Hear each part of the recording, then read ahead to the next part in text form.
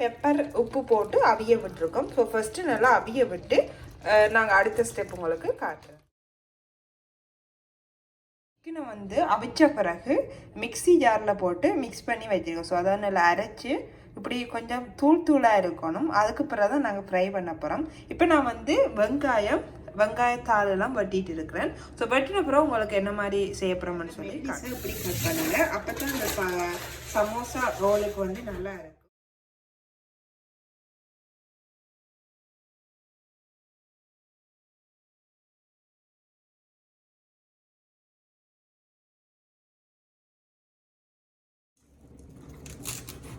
So நீங்கள் இந்த இப்படி குட்டி குட்டியாக கட் பண்ணிடுங்க. ஸோ கொஞ்சம் டைம் எடுக்குன்னா, ஆனால் மினக்கட்டு செஞ்சீங்கன்னா அவ்வளோ டேஸ்ட் உங்களுக்கு கிடைக்கும். அதுக்கு ஒரு 2 ஸ்பூன் அளவு சேர்த்துக்கோங்க.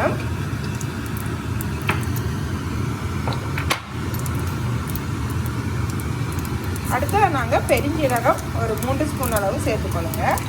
ஸோ உங்களோட இதை பொறுத்து நீங்கள் கூட செய்கிறீங்கன்னா கொஞ்சம் கூடவா செய்யுங்க. அது நான் கட் பண்ணி எடுத்துட்டேன். எப்படி குட்டியாக கட்டில் சேர்த்துக்கொள்ளலாம்.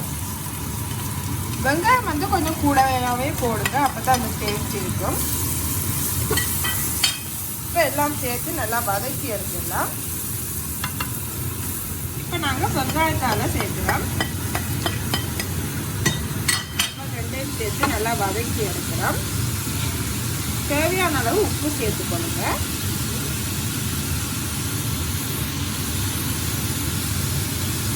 தண்ணி வச்சிருக்கோம். ஸோ அதை வந்து நம்ம சேர்க்க போகிறேன். ஸோ இப்படித்தான் இருக்கும் அந்த சிக்கன். நீங்கள் அந்த கொழுப்பு தண்ணி வந்து அதை வந்து இதோட சேர்க்குறோம். ஸோ அப்போ வெங்காயம் வந்து அந்த தண்ணியில் வந்து வதங்கி அதை அவிஞ்சு அந்த டேஸ்ட் வந்து அதில் வெங்காயத்தில் இருக்கும். நாங்கள் மிளகாவை சேர்த்துக்கொள்ளலாம். காரத்துக்கு ஏற்ற மாதிரி சேர்த்துக்கோங்க. நான் ஒரு 20 மிளகாய் வந்து சேர்க்குறேன். பண்ணி வச்சுருங்க. பற்றிட்டு இனி நாங்கள் கட்டத்தூள் வந்து சேர்க்க போகிறோம். சேர்த்துக்கொள்ளுங்க. இந்த வெங்காயத்துக்கு ஏற்ற மாதிரி சேர்த்துக்கொள்ளுங்க. பிறகு நாங்கள் இறைச்சி போட்டுட்டு இறைச்சிக்கு ஏற்ற அளவுக்கு சேர்த்துக்கொள்ளலாம். என்னென்னா நாங்கள் இதில் வந்து மிளகாத்தூள் சேர்க்க போகிறது இல்லை. கட்டத்தூள் இல்லாட்டி தனி மிளகாத்தூள் மட்டும்தான் சேர்க்க போகிறோம்.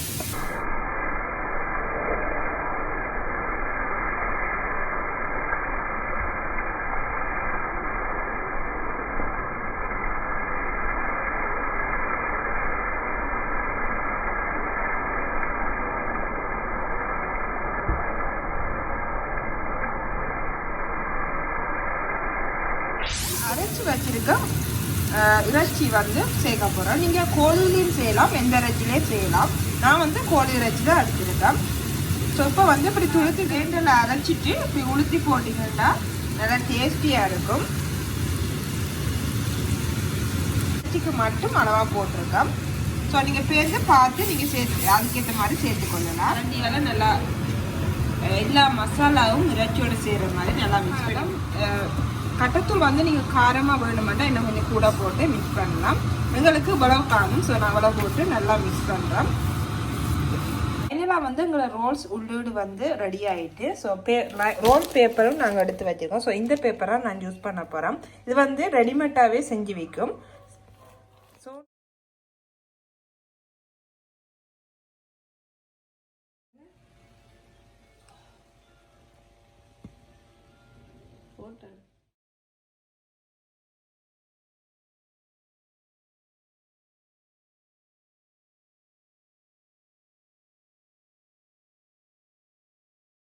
ரோல்ஸும் சமோசாவும் சுற்றிட்டோம். ஸோ ரோல்ஸ் வந்து இப்படி சுற்றி இருக்கோம். சமோசா வந்து இந்த ஷேப்பில் ஊற்றிருக்கேன். ஸோ ஏற்கனவே நான் அந்த வந்து சமோசா வந்து எப்படி செய்கிறேன்னு சொல்லி வீடியோ போட்டிருக்கேன். அந்த லிங்க் வந்து இதில் தரேன், போய் பாருங்கள். ஸோ இதை நான் இப்போ பொரிச்சிட்டு உங்களுக்கு காட்டுறேன். பொரிச்சு எடுத்துடலாம்.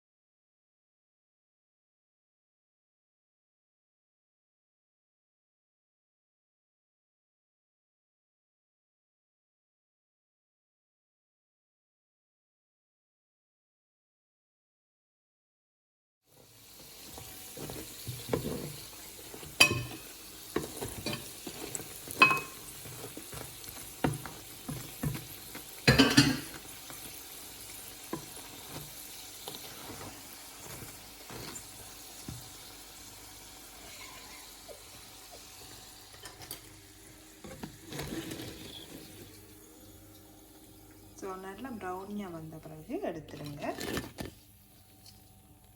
சமோசாவும் ரோலும் ரெடி ஆகிட்டு. ஸோ இப்போ நான் வந்து என்ஜாய் பண்ண போகிறேன்.